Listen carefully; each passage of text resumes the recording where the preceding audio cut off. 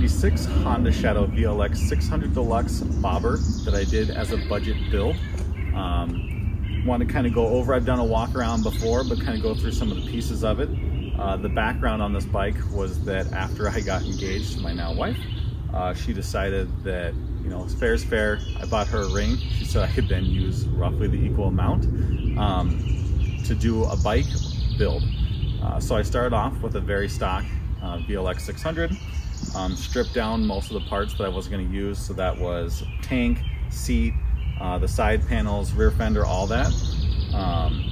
And then I had looked around on the web and saw some bikes I liked. You guys have probably seen Lane Split Boulevards. So they do a lot of shadows and kind of like their style. So one of the first things I went with was this peanut tank, kind of like a Sportster style tank.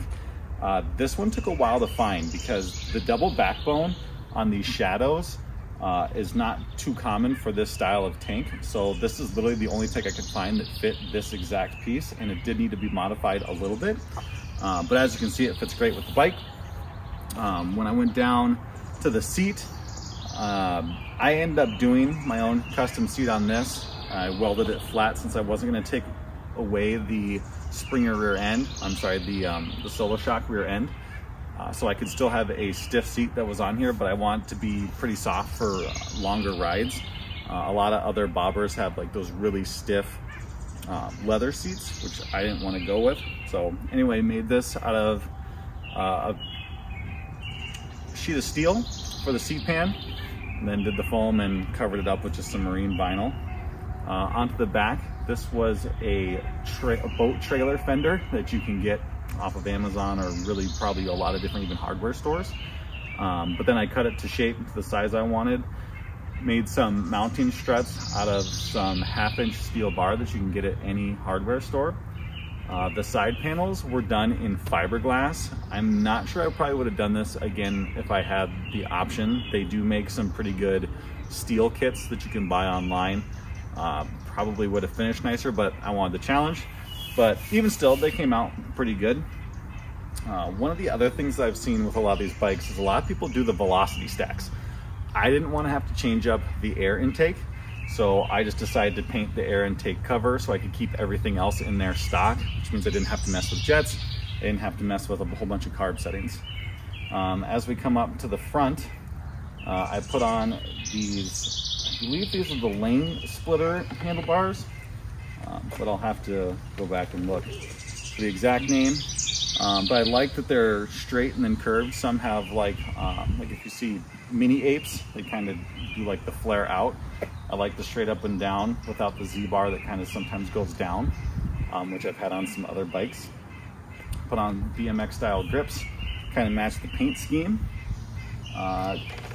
Kept the front light, but just needed to be mounted a little different because I put in a different bulb. Let's see, what else have we got here?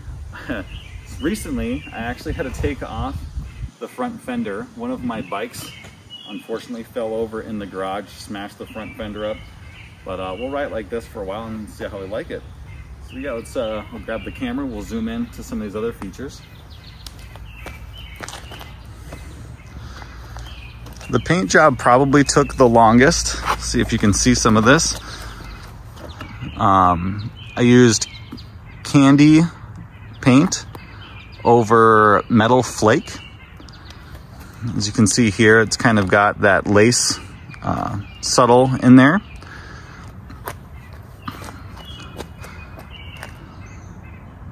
Have not done the chain yet. Switched over to this Solo tail light with the license plate holder because the whole back end of these is typically a big plastic piece. Let's see if we can fire it up. I kept the stock exhaust on it and just wrapped it, but it sounds smoother. Sorry, not smoother, not as loud. I didn't want something super loud like some of the other bikes you've seen to where you basically have to wear earplugs just to even be able to keep sane.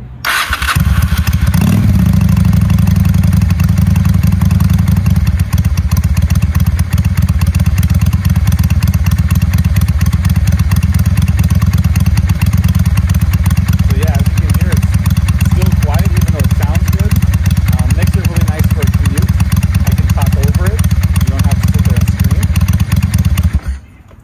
that was another main piece of this, is that as a quick daily driver that I can use every now and then. Again, I didn't want something really loud that would make my ears hurt. The mirrors on this bike are actually off of my old Yamaha Bolt. I didn't like the mirrors that I had on that for a different layout that I had done. So I just got these bar clamps that go around the handlebars, which then these mirrors screwed into. Was great. I think they go really well with the bike. Allows you to sit them under the bars, even though these don't have the reverse mirror grips that you can get like Harley has. So yeah, overall, one of my favorite bikes. Very smooth to ride.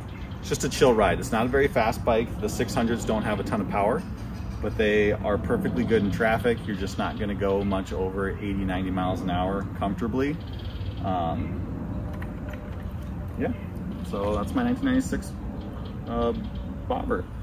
There is going to be a link in the description to how I kind of went through this whole process, showing that even anybody without a lot of skill or knowledge about bike building can do it. I've done all my bikes literally just off of helpful YouTube videos or just literally fumbling my way through it. As long as you have patience, I think most people can get through it, and as long as you take it slow. And then I guess I'll just do the other shout out, which is if you like some of the shirts you've seen in my videos, my friend and I have our own online e-com site. It's called bs-gear.com. We like to say our name may sound dirty, but our clothes are clean. Yeah, it's a great little side project. So if you are so inclined, check it out. Otherwise, hope you enjoy this bike in future builds.